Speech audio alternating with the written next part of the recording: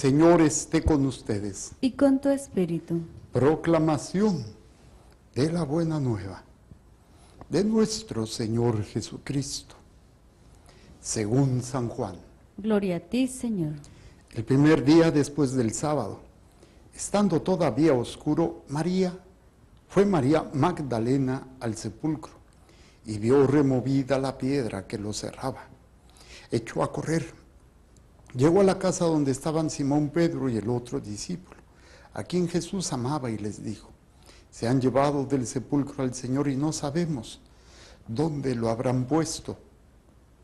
María se había quedado llorando junto al sepulcro de Jesús. Sin dejar de llorar, se asomó al sepulcro y vio 2 ángeles vestidos de blanco, sentados en el lugar donde había estado el cuerpo de Jesús, uno en la cabecera y el otro junto a los pies. Los ángeles le preguntaron: ¿por qué estás llorando, mujer?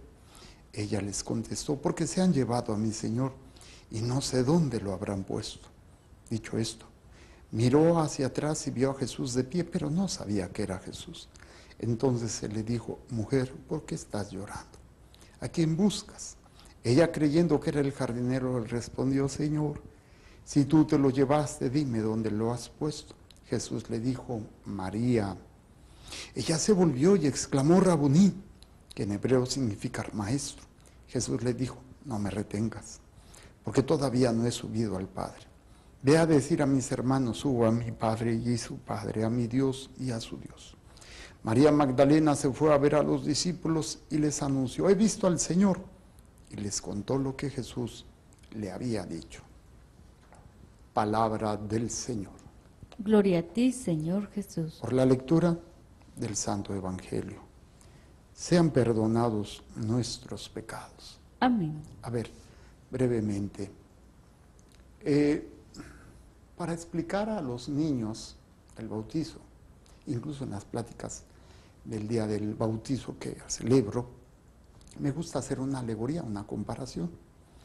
Y siempre comparo el bautizo, el inicio del sacramento, de los sacramentos de la vida de gracia, con la vida militar.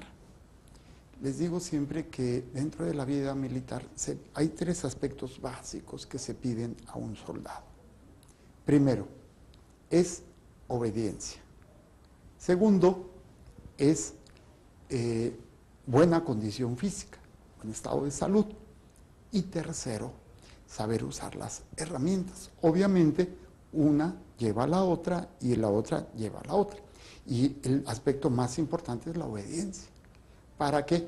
Para que el soldado pues se deje entrenar, se deje preparar físicamente para que desarrolle un proceso de buena condición física, y después pues enseñarle a usar las herramientas, la metralleta, la pistola, la bazooka, el tanque, el avión, el barco, lo que le toque, o lo que en el ámbito donde esté él desarrollando ese servicio.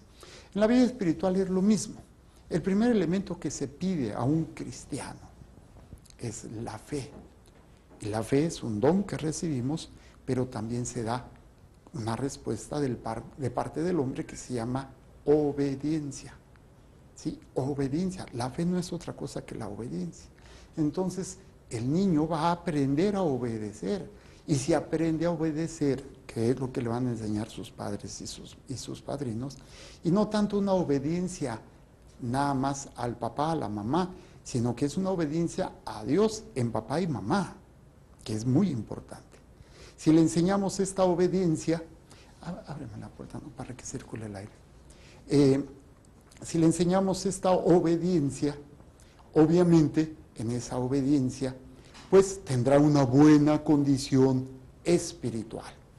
Entonces, el primer aspecto es la obediencia, la fe, perdón, que es la obediencia. Al final de cuentas, ¿cómo viene la fe? La fe viene de la escucha. Primero es un don, y viene de la escucha de la palabra, y tercero, viene de la obediencia a la palabra. Y ahí es donde se da esa respuesta de fe. Segundo, entonces, viene la buena condición espiritual. Aquí no es una buena condición física, sino es una buena condición espiritual. ¿En qué consiste? En ser capaz de amar, de perdonar y de servir, donde los demás no lo merecen. ¿Por qué? Porque estamos acostumbrados a amar, a perdonar y a servir a los que me quieren, me piden perdón, me sirven, pero a los que no, a los que ya me lastimaron, yo no voy a perdonar. Eso no es una buena condición espiritual. Y es precisamente, viene de la obediencia. Porque veo lo que Dios ha hecho por mí, el amor que Dios me ha dado, y veo lo que Dios me pide, entonces yo puedo tener una buena condición espiritual, que es precisamente ejercer la palabra de Dios, la obediencia en el amor y en el servicio, por amor a Dios, no por amor a la persona, porque a veces sí voy a amarla, otras veces no voy a amarla, pero obedezco a Dios. Y tercero, la buena condición, saber usar las herramientas. ¿Cuáles son las herramientas? La vida sacramental, la vida de oración, la palabra de Dios, las obras de misericordia. Bueno, de alguna manera esto forma un ejército. A mí me llama mucho la atención. Hasta ahorita no lo había entendido. Y ahorita que estaba escuchando la primera lectura, así como que me vino todo esto por una frase que dice el Éxodo y que es donde se van a ir formando, ¿no? ¿Sí? ¿Y qué es lo que va a hacer? Es una acción, ¿sí? Que es la formación del ejército, ¿sí? El ejército del Señor, ¿sí? Y ahí es donde se da esta salida. Pero cuando uno habla de ejército, pues si lo meditamos, tanto en el Antiguo Testamento como en nuestro tiempo actual, el ejército del Imperio Romano, el ejército del faraón, el ejército del Imperio Babilónico, de los persas, ¿sí? Esos son ejércitos, o ahora el ejército de Estados Unidos, de China, de Rusia. Pero cuando saca Dios al pueblo, es un pueblo oprimido, es un pueblo que apenas si pudo sacar víveres, que no tuvo chance porque me los corrieron. ¿Y qué ejército es? Hombres y mujeres que no saben defenderse, que no tienen herramienta, que no tienen nada, pero es el ejército del Señor. Esto es muy interesante. Dice, los hijos de Israel estuvieron en Egipto 430 años. El mismo día que se cumplían los 430 años, salieron de la tierra de Egipto todos los ejércitos del Señor. ¿Cuál es el primer paso que dijimos? La obediencia. Entonces, ellos van a aprender durante muchos siglos, después de esta salida, el elemento importante para formar parte del ejército del Señor, la fe, la obediencia.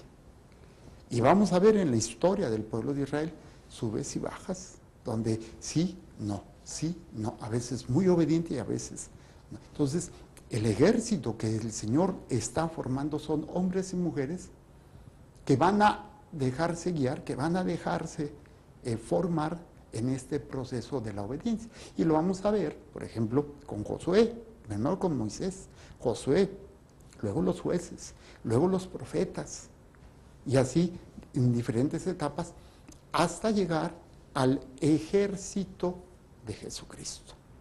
Primero es en la obediencia. Y esa obediencia va a costar porque muchas veces, aunque va a haber hombres y mujeres que van a obedecer a Dios hasta la muerte, veamos ejemplos de los hermanos macabeos, los hermanos macabeos, que por defender su fe pierden la vida. Judas Macabeo, que pierde su vida. Los profetas que pierden su vida. Y todo por obediencia, nada más. Por hacer la voluntad de Dios, nada más. Y muchas veces el pueblo, cuando hace la voluntad de Dios, pues va a tener también esa persecución. Pero es un resto que no todo el pueblo va a obedecer. Ahora, si lo vemos en el contexto del Evangelio, hay un nuevo ejército. Aquí es un ejército que ya ve las consecuencias últimas de la obediencia, que es la resurrección.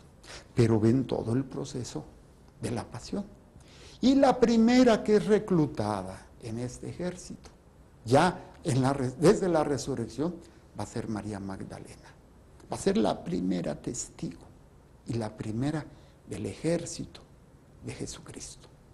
en donde vamos a aprender por el testimonio de ella y el testimonio de los apóstoles y el testimonio de millones de cristianos, de católicos, a defender y a estar certeros de que en esa obediencia, en ese dejarme entrenar espiritualmente, que es lo que Jesús va a hacer, pero ya en plenitud. Todo el Antiguo Testamento es en figura, pero ya en Jesucristo es la plenitud de esa obediencia.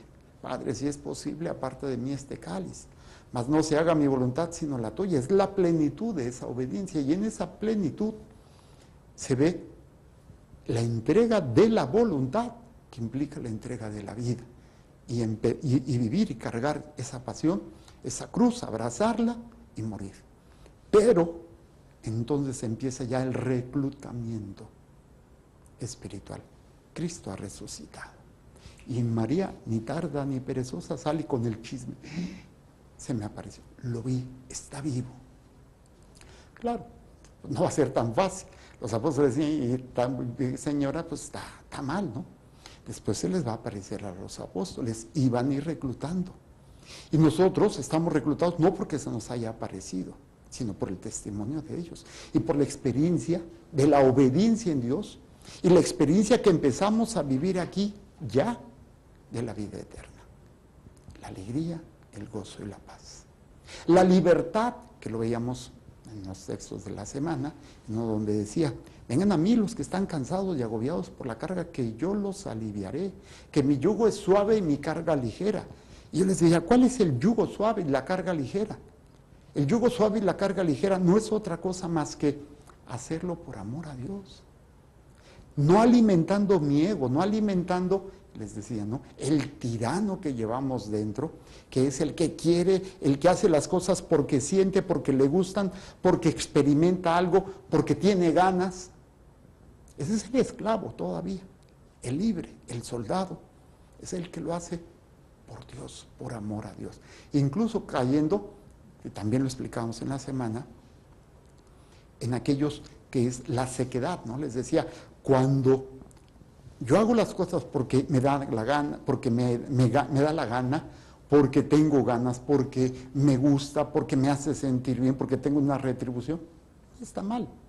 Incluso porque se manifiesta Dios en dones espirituales, ya sea sensitivamente o espiritualmente. Pero ¿qué tal cuando no se siente nada? ¿Qué tal cuando no experimentas nada? Y ahí es esa sequedad. Acompañamos a Jesús en ese entrenamiento espiritual, para no hacer las cosas por lo que siento o por lo que recibo, solamente porque es voluntad de Dios. Señor, que se haga tu voluntad. Estamos en el entrenamiento más importante, la entrega de nuestra voluntad. Y entonces sí, viene este ejército que cree, que manifiesta y vive la resurrección. Y que empieza con esta mujer que estamos celebrando, María Magdalena, y que se va a prolongar hasta el día de hoy. Y que todavía seguirá este proceso de reclutamiento de soldados de Cristo. Vamos a tener confirmaciones y es cuando se dice, recibe la plenitud de esa madurez, donde el hombre, la mujer, el niño, el adolescente, recibe esa plenitud y tiene que aprender todo esto de proceso de entrenamiento, porque somos soldados. Y el soldado obedece, que es la fe. El soldado tiene un entrenamiento, que es la entrega de mi voluntad, y no por lo que sienta, no por lo que se me gratifique, y soy capaz, por esa obediencia a Dios, por ese amor a Dios, perdonar, servir, renunciar a mí, a lo que quiero, para entonces saber usar las herramientas de la oración, de la palabra de Dios y todo, para reclutar a otros y llevarlos a esa madurez de ser soldados. Cristo es el capitán y nuestra Madre Santísima la capitana como criatura.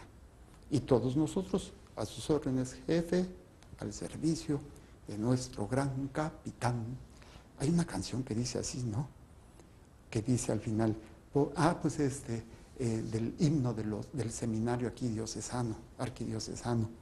el canto a, ay, ¿cómo se llama?